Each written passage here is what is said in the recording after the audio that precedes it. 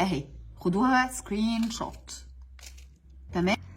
دايت شهر 12، بفتح الكشكول لقيتني كاتبه دايت لذيذ قوي قوي قوي من السنه اللي فاتت. انا دايما متعوده من ساعه ما ابتديت دايت وابتديت ادور وادرس اي معلومه او اي حاجه انا عايزه اتعلمها، او اي حاجه انا باكلها، اي حاجه كلتها، كله بكتبه في الكشكول ده. فبفتح على الحاجات القديمه بتاعت السنه اللي فاتت، ولقيت دايت لذيذ جدا جدا، وكاتبه ان انا خسيت عليه كويس يعني الحمد لله، لان انا كنت خسيت قبل شهر 12 ده حوالي 4 كيلو 4 كيلو ونص حاجه كده يعني. فكنت مرعوبه ان انا ادخل الشتاء واخرج من الشتاء على رمضان وانا تخنانه او مش خاسه، لان انا كنت عايزه اخس عشان عايزه اكمل يعني. اخاف بقى اضيع اللي انا عملته كله، عادي ممكن يضيع في منت يعني. المهم الدايت ده لذيذ ومليان حاجات لذيذه قوي، بس خدوا بالكم انه انا كنت بتحرك شويه زياده، يعني كنت اتعودت خلاص على ان بقى في مشي في حياتي فبمشي اكتر. اتعودت شويه على شرب الميه فكنت بشرب ميه اكتر، كنت بحاول ان انا يبقى عندي الاسلوب ده في حياتي، لان انا اصلا ما بحبش الميه، ما بقدرش اشربها. فلا كنت برضو كاتبه ان انا شربت ميه الشهر ده كتير واتحركت كتير وما لخبطتش في الاسبوع ده، يعني مشيت الاسبوع ده كويس قوي. فخليني اقول لكم عليه وما تتخضوش من انه هو فيه سنه نشويات زياده، لا لطيف لو هتبتدوا يعني ان شاء الله بيه هتنبسطوا بيه. اولا هنشرب ميه زي ما اتفقنا، وعندنا زبادي في البيت، فمن فضلكم يبقى عندنا زبادي، ومش مهم يبقى لايت، بس اهتموا بوجود الزبادي والبيض في البيت. وشرب الشاي الاخضر لانه من كوبايه لكوبايتين هيبقى لطيف قوي. وعندي حاجه لذيذه قوي متعوده عليها برضو اللي هي الرايس كيك، عشان لما اقول لكم ان انتوا مسموح لكم تاكلوا رايس كيك بالليل، هو ده الرايس كيك. اوكي، ودي البراند اللي انا بستخدمها دايما، يعني هي براند مصري وده اصلا احسن نوع، وتقدروا تاخدوا واحده او اتنين بالليل عادي مع الجبنه القريش، فظيع مشبع جدا. بشرب ميه بعديه بحس ان انا خلاص اتنفشت. في براند كمان لذيذه قوي من الجرين كوفي، هوريها لكم دلوقتي، ودي مش اعلان فلو سمحتوا محدش يكتب لي يقول لي اعلان شوكولاته، لا. اوكي، دي جرين كوفي، خدوها سكرين شوت. انا اصلا ما اعرفش اسمها ايه، هي اسمها جو جرين، لسه بقراه دلوقتي. اوكي، عشان هتلاقوها في الصيدليه اهي، خدوها سكرين شوت. تمام، لذيذه قوي، خدوا منها كوبايه في اليوم بعد الغداء، لطيفه وبتعلي الحرق، مبسوطه بيها الفتره دي في الشتاء، حلوه جدا جدا، طعمها حلو كمان، فتقدروا تشربوها بسهوله. اول حاجه في الدايت وهي الفطار، هقول كل الفطار يوميا، واحنا معانا طبعا عادي كوبايه شاي بلبن بتاعتك، كوبايه القهوه باللبن بتاعتك، ليكي كوبايه لبن في اليوم بتوزعيها على مشروباتك. الشاي بلبن ما بيوقفش الحرق وما بيتخنش وما بيبوظش حياتنا، براحتكم خالص. بس خدوا بالكم بقى من ال 3 in 1 وال 2 in 1 والحاجات اللي فيها كريمر وسكر، خدوا بالكم من السكر المضاف، وهقول لكم السناكس وكل حاجه. اولا الفطار عندي اول يوم بيض اومليت مع ربع رغيف بلدي مع قطعه جبنه بيضه اي نوع. اوكي، تاني يوم بليله باللبن، طبق بليله باللبن هفطر بيه، واقدر احط عليه نص معلقه من العسل الابيض. تقدري تاخديها من غير معلقه العسل او نص معلقه عسل براحتك، عايز تحطي رشه سكر دايت اوكي، بس بلاش سكر على الصبح، بلاش سكر ابيض على الصبح. طعميه، ساندوتش طعميه معموله في الفرن مش مقليه. اوكي، هنفطر ساندوتش طعميه مع حته جبنه بيضه مع شرايح طماطم وخيار، ويا سلام لو جرجير وكوبايه شاي بلبن، احلى فطار. قولي لي بقى ده دايت ده؟ رابع يوم جبنه قريش بالخيار ومعاها طماطم ومعلقه زيت زيتون وربع رغيف وبيضه مسلوقه. اوكي، خامس يوم 4 معالق من الفول، وانا بدمس فول مش قادره اقول لكم بقى، فباكله حاف كده بالمعلقه. عايزين تحطوا برضو عيش مفيش مشكله، بس انا شايله اليوم ده، شايله منه العيش الصبح، ما حصلش يعني انا ما اكلتش عيش. 4 معالق فول بمعلقه زيت وعلبه زبادي بالعسل.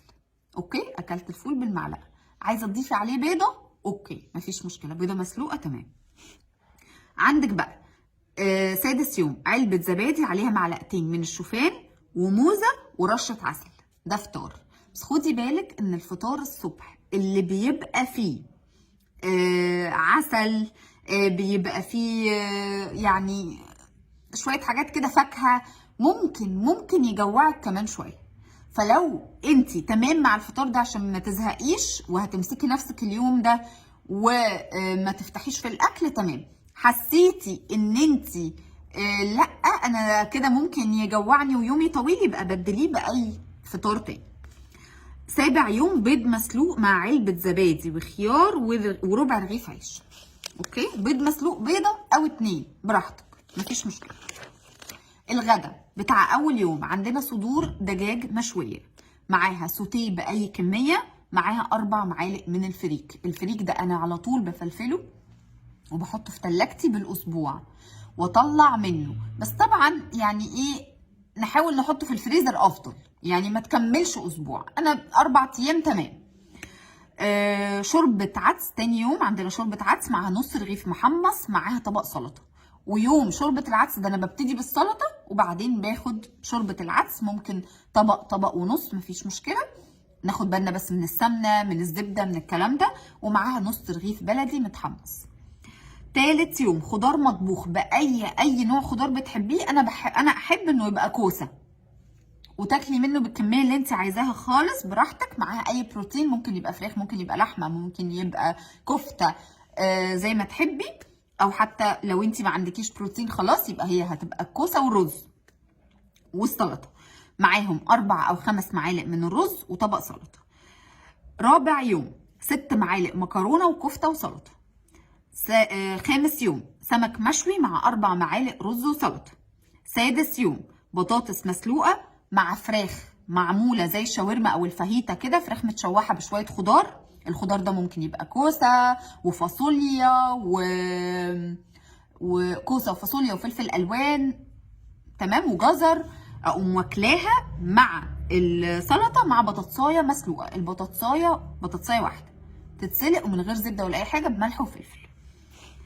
عندي سابع يوم شوربة خضار وفراخ مسلوقة وفريك. 4 5 معالق فريك، ربع فرخة، نص فرخة، انت حرة، وطبق شوربة خضار. العشاء أول يوم تفاحة معاها زبادي معاها معلقة شوفان.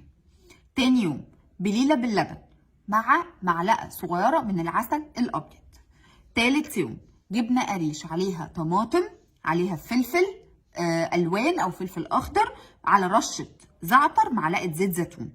ولو انت عايزه ده كله حاف من غير اي حاجه، ولو انت عايزه تزودي علبه زبادي زودي علبه زبادي.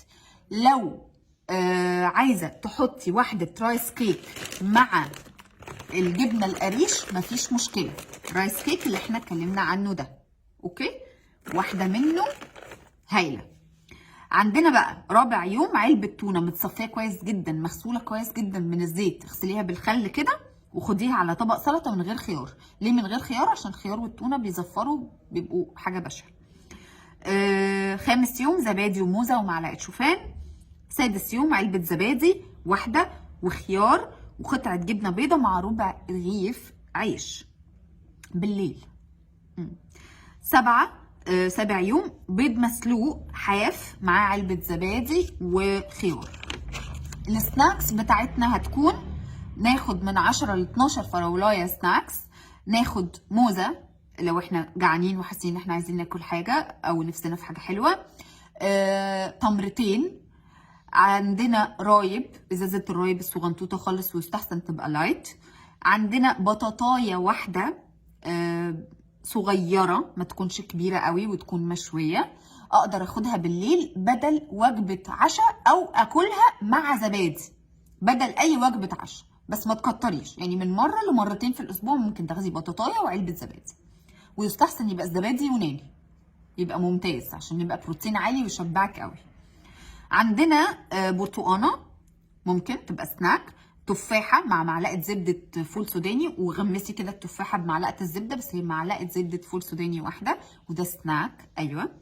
عندنا بقى نهتم بشرب الميه، شرب الشاي الاخضر، شرب القهوه الخضراء ايا كانت نوعها، حتى لو جايباها من مكان بس تبقى مغلفه ونظيفه وواثقين منها.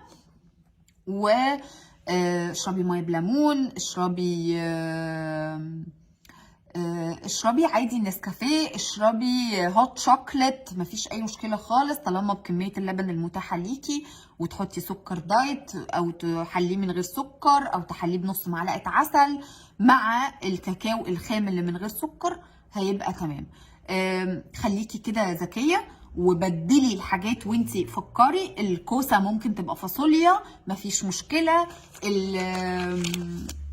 يعني الفراخ ممكن تبقى لحمه، المتاح عندك شغلي نفسك بيه. لما تجوعي ما تروحيش للحاجات التقيله اللي مليانه فاتس ومليانه دهون، ما تروحيش للمقلي ابدا ابدا ابدا ابدا ابدا.